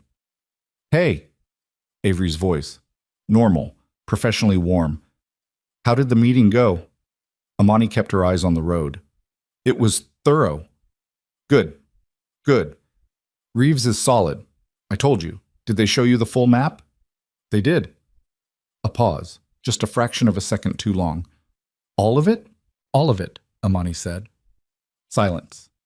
In the silence, she could hear Avery processing, running the calculation, trying to determine how much was confirmed and how much was inference, and whether there was still room to manage this. Imani, don't. She said it the same way she'd said it to Minjae in her kitchen 5 days ago. The word that meant, I know exactly what you're going to do with the next sentence, and I am not going to let you do it. I'm going to ask you one question. Nothing from the other end. Did you know, Amani said, that Minjae was planning the wedding in my backyard? Silence. Avery, did you know? It's more complicated than, that's a yes, Amani said. Amani, listen to me. I was trying to protect you. Everything I did, the direction I gave you, getting you into that room this morning, I was making sure you came out of this with the best possible. You took $91,000, Amani said. The silence that followed was absolute. The account, Amani said. The one you didn't show me. The one Reeves already had. $91,000, 14 months, and my name on the LLC that funded it. She kept her voice even, kept her eyes on the highway. You've known about the fraud since before I called you that night. You knew what Minjae was doing with my identity because you were part of what he was doing with it. I kept you safe. You kept yourself in position, she said. When I called you that night, you were already running out of time. The federal inquiry was moving. You needed to be the one who brought me in. You needed my cooperation to look like it came through your professional channel so you could claim you'd been working to expose it from the inside. She paused. How long have you been helping him? Nothing. Avery? How long? 18 months, Avery said, very quietly. 18 months. 6 months before the LLC even existed. She had been feeding information to Minjae's organization since before the financial architecture was built, and she had watched it be built, had known exactly how Amani's name was being used, had sat at her kitchen table and eaten her food and looked her in the face. Amani took the exit for her neighborhood. Her hands were completely steady on the wheel. I need you to understand something, she said.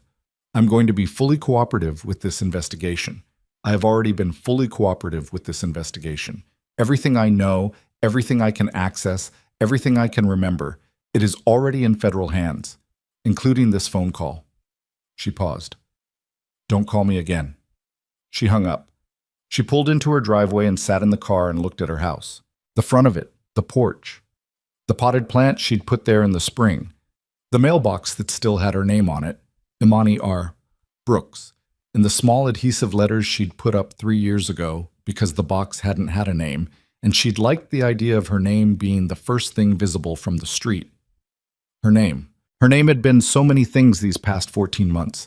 A tool, a signature, a cover, a vehicle. Her name on accounts and leases and utilities, and an LLC. Her name running through a financial structure that served everyone in it but her. She was going to get it back. All of it. Every letter. She got out of the car and went inside, and she was barely through the front door when her phone rang again. Not Avery this time. Not Minjae. A number she recognized because she'd seen it on caller ID once before, 6 months ago, when Minjae had taken a call in her kitchen and stepped out onto the porch to answer it, and come back looking contained in the way he looked when a conversation had required effort. She'd asked who it was, and he'd said business, and she'd let it go. She answered it. A man's voice. Older. Measured in the way of someone accustomed to not being interrupted. Ms. Brooks, I apologize for the direct contact. My name isn't important. What's important is that you understand that the matter we've been discussing through various channels has reached a point where a direct conversation between you and me would be mutually beneficial. She stood in her hallway. Who are you? Someone who has a significant interest in how the next 72 hours unfold. I understand you met with federal representatives this morning. I understand you've been cooperative. A pause. I want to make you an offer. I'm not interested. You haven't heard it. I don't need to. Ms. Brooks. A shift in the voice, not threatening exactly, but the removal of something, a warmth that hadn't been warmth so much as a performance of it. The LLC in your name, the financial instruments. My attorneys can have all of it, every account, every transaction, every document bearing your name, fully discharged and removed within 48 hours. Clean record. No federal entanglement. Complete financial restitution plus substantial compensation for your inconvenience. A pause. In exchange for a single thing. Her hands were steady. Her jaw was tight. What thing? Your withdrawal from the federal inquiry. A statement to your attorney that you've reconsidered your cooperation and wish to pursue the matter through civil channels only. His voice was careful and precise as a scalpel. You would never need to think about any of this again. You would be financially whole and legally clear within 2 business days. She stood in her hallway. She thought about Aunt Cheryl in a hospital bed.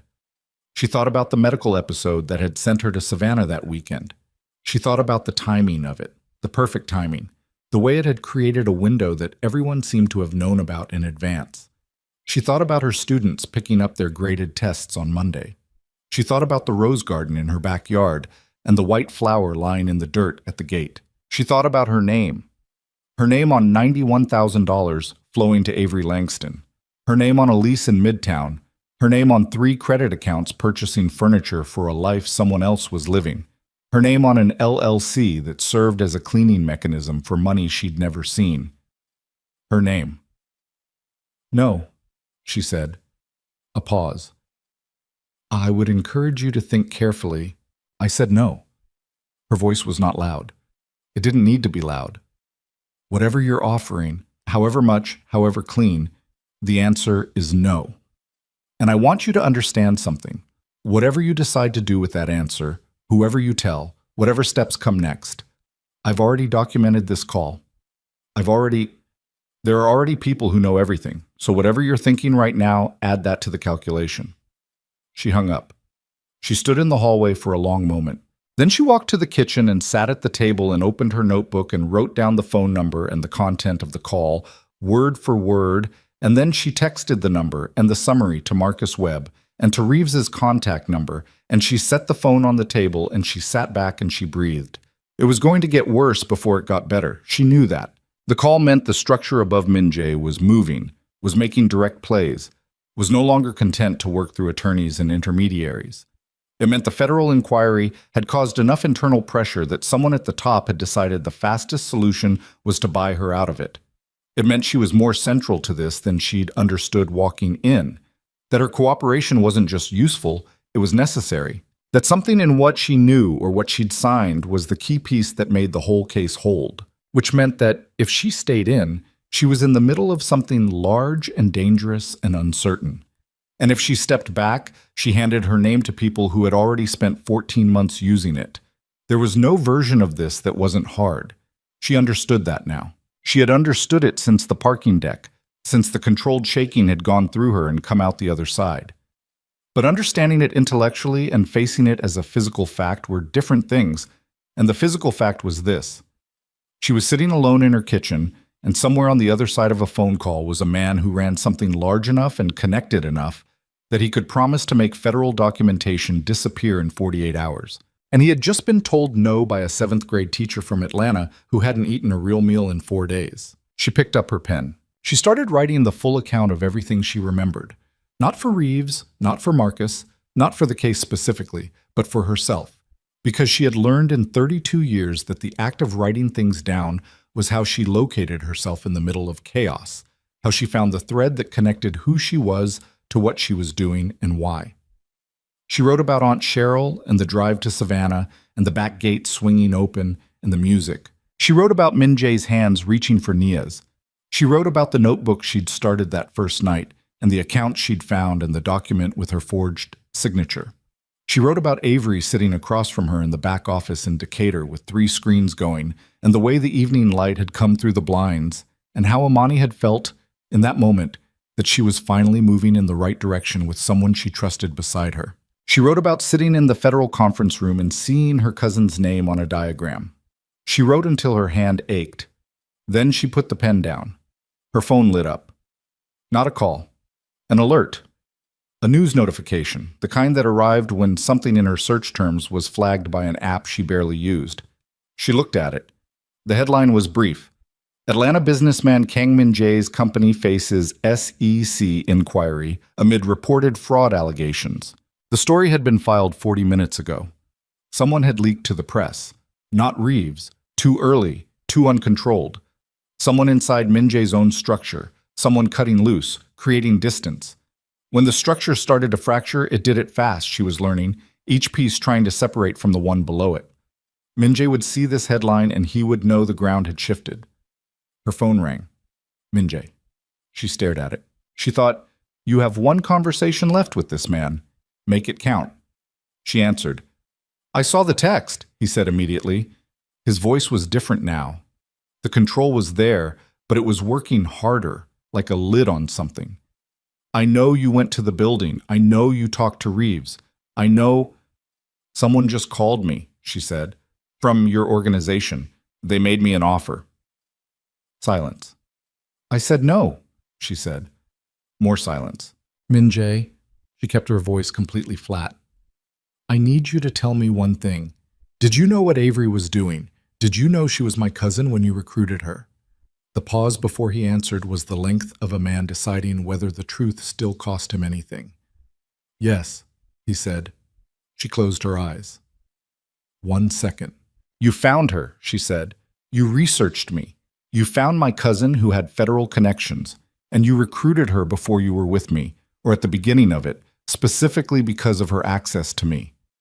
"Imani, was any of it real?" she said. 4 years. Any piece of it?" The silence was very long. "Yes," he said, and then quieter. That's what made it impossible to stop. She sat at the kitchen table in the house with her name on the mailbox outside, and the rose garden in the backyard, and the string light she'd strung herself on a Saturday in May, and she held the phone and she breathed once. "I'm going to finish this," she said, "and when it's done, I never want to hear your voice again." She hung up. She sat in the kitchen as the afternoon light moved across the floor, and she did not move, and she did not speak. And she was completely, utterly alone with the weight of what was coming. The depositions, the federal proceedings, the press that would arrive, the exposure, the long and grinding work of reclaiming her name from every document and system and account where it had been planted without her knowledge. And she sat with all of it. And she did not move for a long time. The afternoon light completed its slow transit across the kitchen floor, starting at the edge of the table, reaching the middle, touching the far wall, and she sat in it and let it move and did not chase it. The phone was on the table in front of her. The notebook was open. The pen was down. Outside, the neighborhood was doing what neighborhoods do in the late afternoon. A lawnmower somewhere 2 streets over, a child called in for dinner, the specific slant of September light that made ordinary things look briefly beautiful and then ordinary again. She was not falling apart. She had expected to at some point in the past 5 days. She had expected a moment where the accumulation of it would exceed what she could contain and something would give. But what she found instead, sitting in the kitchen with Min Jae's last words still in the air, was a kind of clarification, like water that has been stirred going finally still, and you can see the bottom again. She picked up the pen. She wrote one more thing in the notebook. "The work is the only thing that was ever mine." She closed it. She called Marcus Webb. He answered on the second ring, and she told him about the phone call from the unnamed man, the offer, the exact words. She heard him writing. When she finished, he said, "You did exactly right." And she said, "I know." And he said, "I want you to come in tomorrow morning, 9 o'clock, different location, my office. We need to go through the full sequence before Reeves schedules the formal deposition. Are you okay?" "I'm functional," she said. "That's enough," he said. "For right now, that's enough." She hung up and made herself eat. Not eggs this time, but actual food. Rice and vegetables she found in the refrigerator, standing over the stove and cooking with the automatic movements of someone who has fed themselves alone long enough that the process requires no thought. She ate at the kitchen table. She tasted it. She washed the dish. She went to bed at 9:15 and slept without interruption until 5:40 in the morning, which was the longest she'd slept in a week. The deposition happened 11 days later. It was 4 hours and 17 minutes long, and Imani answered every question without notes, because she had written everything down so many times in her notebook that the sequence had become structural. Not memory exactly, more like architecture, something she could move through in any direction and know where she was. The federal attorney asked precise questions, and she gave precise answers, and Marcus sat beside her and intervened twice, both times on procedural grounds, both times correctly. When it was over, Reeves walked her to the elevator himself.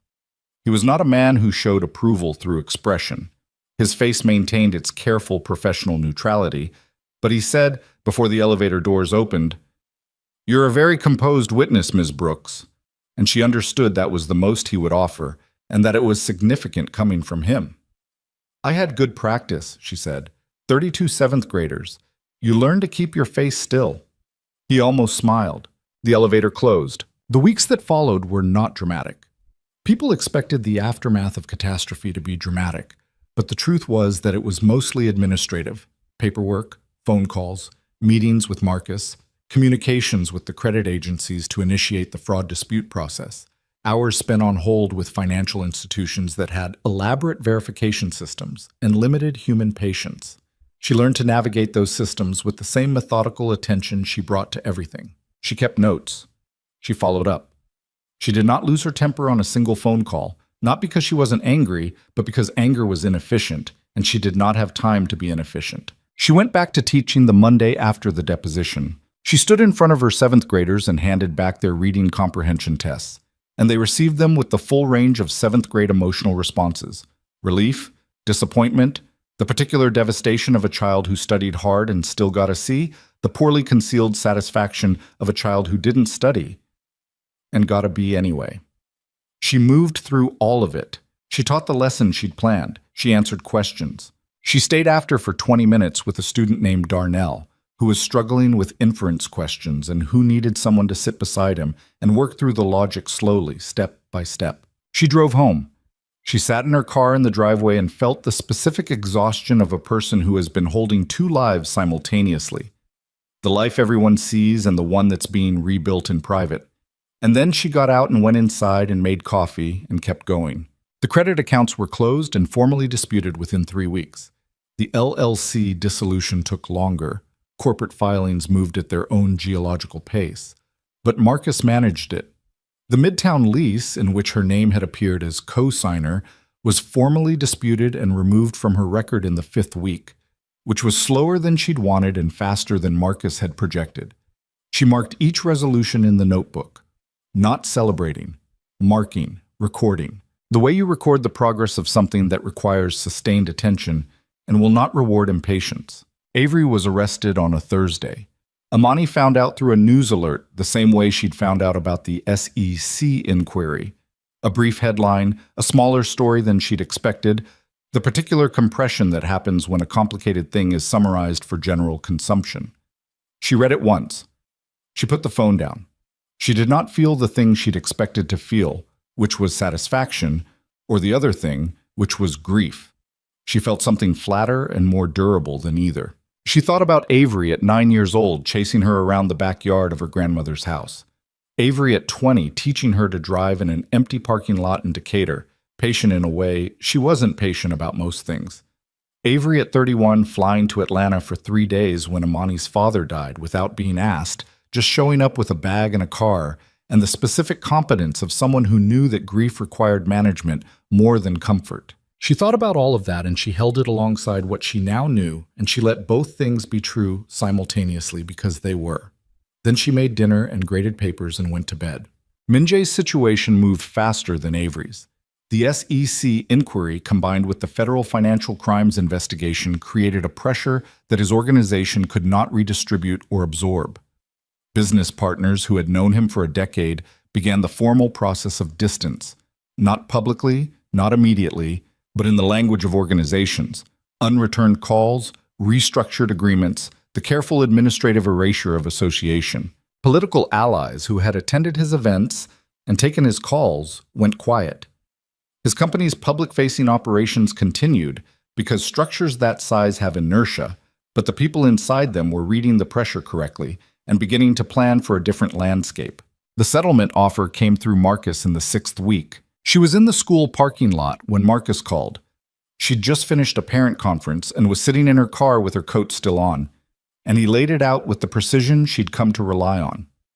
Full financial restitution, every dollar from the fraudulent credit accounts, the $11,000 she'd lent him, lost interest calculated at a rate his attorneys had proposed, and Marcus had countered up, plus a separate amount for legal fees and what Marcus called material distress. The total number he named was large enough that she had to make herself not react to it, to hear it as an amount rather than as a verdict. He's also agreed to a full written acknowledgement, Marcus said. A notarized statement admitting his role in the identity fraud, the forged documents, the unauthorized use of your name. That goes into the permanent record. And Avery's account, she said, the $91,000. That's a separate criminal matter, Marcus said. The government handles that piece, but Minjai's settlement doesn't impede it. Does it protect him from anything? It settles the civil claims between the two of you. It doesn't touch the federal criminal exposure, which is ongoing. He's still looking at significant federal liability, Amani. The civil settlement is him trying to reduce the total damage. She looked out the windshield at the school building. A kid on the basketball court near the side entrance was practicing free throws alone, shooting and retrieving, with the particular patience of someone who has decided to get good at something. I'll sign, she said. You're sure? I want his written acknowledgement more than I want to fight him in civil court for the next 2 years, she said. I want a document with his signature that says what he did. I want that in existence. I'll proceed, Marcus said. She watched the kid make 2 free throws in a row and miss the third. Marcus, she said. Thank you for all of it. You did the work, he said. I just made sure the room was set up correctly. She signed the settlement documents the following Tuesday.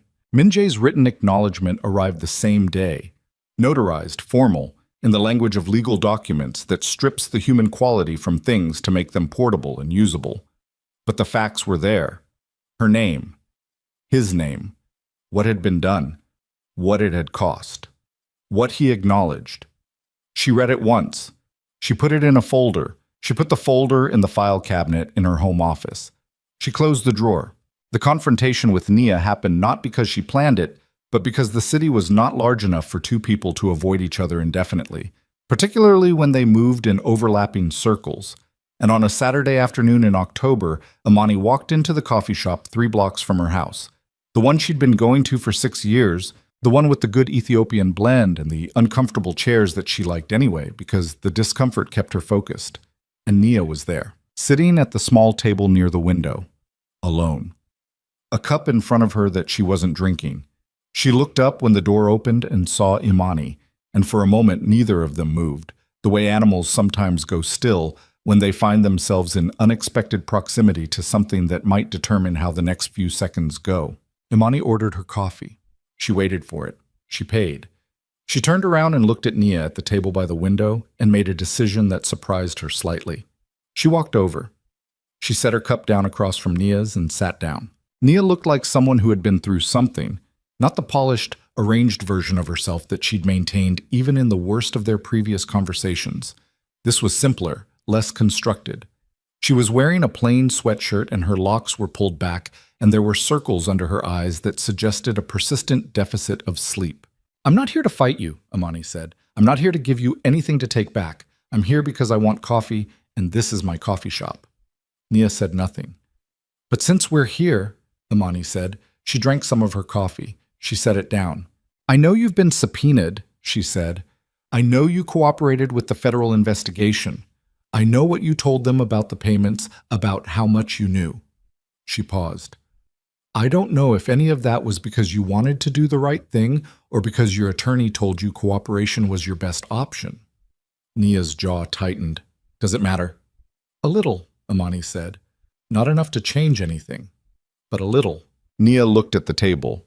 Her hands were wrapped around her cup and the knuckles were slightly pale. I told them the truth, she said, about what I knew, when I knew it. She stopped. It was more than I told you. I knew about the first credit account before the 3rd month. Minjae told me it was... He made it sound like a joint arrangement, something you were both involved in. She stopped again. I believed him because I wanted to. I know, Amani said. I kept telling myself you'd be fine, that you had this capacity that I never had, this ability to land on your feet, and that whatever happened you would be... She stopped, looked up. That sounds like an excuse. It is an excuse, Imani said. But it's also something true about how you thought about me. And that's its own kind of thing. She held her cup with both hands. You've envied me for a long time. Nia didn't deny it. That was something. The fact that she didn't reach for the denial. I used to think that was a compliment, Imani said. Someone wanting what you have. I don't think that anymore. She looked out the window at the street. Envy isn't about the person being envied. It's about the person feeling it. You didn't see me. You saw what you didn't have, and you used me as a mirror for your own deficits for 12 years. And I didn't notice because I was too busy caring about you to look at how you were looking at me. Nia's eyes filled. She pressed her lips together. I'm not telling you this to hurt you, Imani said. I'm telling you because I spent 12 years being your best friend, and for 12 years some significant part of what you brought to our friendship was resentment. And I deserve better than that. Not because I'm exceptional, because everyone deserves to be in a friendship where the other person actually sees them. A tear moved down Nia's face. She didn't wipe it. I'm sorry, Nia said. And this time it had a different quality. Not the frantic apology of a person trying to stop consequences, but something flatter and more final. The kind of sorry that knows it can't undo anything and says itself anyway, because not saying it would be worse. I know, Imani said. She finished her coffee. She stood up. You didn't steal something better than yourself, she said. She said it quietly, without performance, looking at Nia directly. You destroyed yourself trying to steal what was never yours. She picked up her cup. She walked out. The trial, or rather the federal proceedings, which were not a single dramatic trial, but a series of hearings and motions and negotiations that unfolded over many months with the bureaucratic patience of systems designed for precision rather than narrative, resolved in the way that federal cases often resolve, not with a verdict announced in a courtroom the way films depict it, but with agreements reached in offices, with charges that were reduced or maintained, with sentencing that came down in increments. She was not present for most of it. Marcus kept her informed. She asked specific questions when she needed to understand the mechanics and accepted the summaries when she didn't. Avery pleaded guilty to 2 counts of federal fraud. The sentencing was 6 months into the following year, and Imani did not go to the courthouse. She taught that day. She went home. She sat in her backyard that evening, and the string lights were on. She'd taken them down and put them back up, her own choice, because she was not going to cede her own backyard to what had happened in it. And she sat there in the October dark, and she thought about her cousin, and she let herself feel it. The full weight of it, the grief of it, because Avery had been real to her, and the grief of losing someone who was real to you did not require them to have been good. You could mourn the person and understand what they'd done simultaneously. She was learning to hold more than one true thing at a time. Minjae's federal exposure resulted in a consent agreement with the SEC and a separate criminal plea on 1 count of financial fraud. His organization survived in reduced form, structures that large have survival mechanisms that outlast their architects. His name appeared in business news periodically after that, smaller stories. A man managing the aftermath of a public unraveling. She did not follow the coverage closely. She did not need to. The settlement money arrived in 2 installments. She put the first installment into savings and did not think about it for 3 weeks, because she had learned that decisions made immediately after receiving something significant tend to reflect the stress of the moment rather than the clarity of purpose. When 3 weeks had passed, she looked at the number and thought carefully about what it was. Not a reward, not justice, exactly, but restitution. The restoration of something taken, which was a different category entirely. She put a portion of it toward a tutoring program. She'd been thinking about it for years, a structured after-school operation for students in her district who needed academic support, but whose families couldn't afford private tutoring. She'd thought about it abstractly, the way you think about things that require more time and money and stability than your current life can provide. Now she had the money. She had the time, because she was no longer spending her energy managing a relationship built on managed information. She had the stability, or was building it, one documented resolution at a time. She found a space. She hired 2 tutors. She built a curriculum. She named the program something simple, the Brooks Program, because it was hers and she was done with indirection. The first cohort was 12 students. By the spring, it was 23. By the following fall, it had a waiting list. She repainted the backyard fence in November. A deep green, the color she'd always wanted and never committed to because Min-jae had said it would clash with the siding, which it didn't. She painted it herself over 2 weekends, with the specific physical satisfaction of doing a thing with your hands that results in something visible and lasting. She stood back on the second Sunday afternoon and looked at it and felt something she recognized after a moment as pleasure. Plain, uncomplicated pleasure in a green fence and a clear afternoon in her own hands slightly speckled with paint. She rearranged the string lights. Not different lights, the same ones because they were good lights and she liked them and they were hers. But a different configuration, the wire running from the oak tree to a new hook she put in the porch overhang, the coverage wider now, more even. Better, actually. Better than they'd been before. The rose garden she left alone. The roses didn't need her to do anything to them. They were alive. They'd been alive through everything. Through the wedding and the investigation and the depositions and the winter, coming back in the spring the way perennial things do, with the complete indifference to human drama that makes plants either maddening or reassuring depending on what you need from them. She needed to be reassured by them. She weeded around them in March. She fed them in April. In May, they bloomed in the specific deep red she'd chosen 3 years ago from a catalog and had never regretted. She sat in the backyard on a Saturday evening in late September, almost exactly a year from the night she'd driven back from Savannah and pushed open the gate. The lights were on. The fence was green. The roses had finished their second bloom of the season and were resting. The evening was warm enough for a light jacket and cool enough to make you aware of the season changing, that particular edge in the air that Atlanta gets in September, which is not quite autumn, but is the first honest suggestion of it. She had a glass of iced tea on the small table beside her chair. She had nothing she needed to do tonight.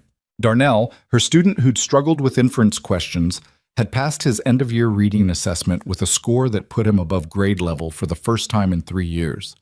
She'd kept the paper copy of his score report because he'd given it to her after class with an expression of stunned disbelief that she understood completely, because she too knew what it felt like to find out you were capable of something you'd been told was not for you. She thought about the drive back from Savannah a year ago, the radio playing low, the quarter tank of gas she hadn't stopped to fill, the unremarkable chain of small decisions that had brought her home 30 minutes early and through the back gate instead of the front door, and into a view of her own backyard that had rearranged everything. She thought about what she had lost. She was not the kind of person who minimized loss. She had watched people do that, watched them compress grief into something manageable and presentable, and she had always understood that the compression was a way of not living in the full dimension of your own experience. She had lost 4 years of her life that she had given in good faith to a structure built on bad faith. She had lost a best friend who had never, as it turned out, been exactly the friend she'd thought she was. She had lost her cousin, who was in federal custody, who she had loved since childhood, who had looked at her and seen an asset, and who she still missed sometimes in the mornings with a specificity that ambushed her when she wasn't prepared for it. Those losses were real. She didn't compact them or reframe them or sand their edges into something more acceptable. She just also refused to be defined by them. That was the distinction she'd found. Not that the losses didn't matter, not that she'd moved past them or healed from them or converted them into strength, the way people in stories were supposed to convert their worst experiences into something purposeful. The losses were still losses. They were just not the only true things. She was also a woman who had kept her composure in a federal conference room when the last person she trusted appeared on a fraud diagram. She was also a woman who had said no to an unnamed man with resources she couldn't fully calculate, and had kept saying no every time the question was rephrased. She was also a woman who had finished grading a stack of reading tests on the night her world came apart because 32 students needed those tests back on Monday, and she was their teacher, and that was real work that required her attention. She was the woman who painted her own fence green. She finished her iced tea. The lights were warm against the darkening sky. The same lights, strung differently, casting the same gold they always had over the same garden, and the same roses, and the same fence that was now a better color. She sat in the quiet of her backyard, and the city moved around her. The low, distant sound of Atlanta on a Saturday evening, traffic and music, and the particular ambient hum of a city that does not stop. And she was part of it, and separate from it, and entirely herself. She wasn't thinking about Min-jae. She wasn't thinking about Avery. She wasn't thinking about Naya, or the white dress, or the ranunculus fallen in the dirt, or the sound of wedding music in air that should have been ordinary. She was thinking about the tutoring program, about a curriculum adjustment she wanted to make to the reading comprehension module, about whether she had the materials ordered for October, about Darnell and his test score and the 12 other students with waiting potential that just needed the right room and the right patients to come forward. She was thinking about the green fence and whether she wanted to put a trellis along it next spring, something for climbing roses, a different variety than what she had, something that would grow vertical and take up the height of the fence and look, by summer, like something she had planned from the beginning. She was thinking about next summer. That was the thing she noticed, sitting in the warm September dark with her empty glass in her quiet yard. She was thinking about next summer, about what she wanted the backyard to look like, about what she wanted the program to have accomplished by then, about her students, who would be 8th graders next year, who would move through her classroom and carry pieces of what she'd taught them into their lives the way students always do, mostly without knowing it. She was thinking forward, not because the past was resolved. It wasn't fully, and it wouldn't be for a long time, maybe not completely, because that was the truth about serious damage, that it left traces you kept finding in drawers and in the back corners of the mind years later. But because the past had its shape now. It was legible. She could look at it directly and know what she was looking at, and that was different from what it had been a year ago, when she'd been living inside a structure she couldn't see. She could see it now, and she had looked at it clearly, and she had done what needed doing, and she had come back to her yard and her lights and her roses and her fence. She was not the same woman who had driven back from Savannah with her tank at a quarter, thinking about a leaky sink and a stack of ungraded tests. She was not diminished from that woman either. She was something the same woman became when she was required to find out what she was made of, and found out the answer was more than she'd needed to know before, and exactly enough for what came after. The lights glowed, the roses rested, the city hummed, and Amani Brooks sat in her own backyard in the September dark, alone and entirely undestroyed, and let the evening settle around her like something she had earned, not because she had won, but because she had never stopped being the one who stayed.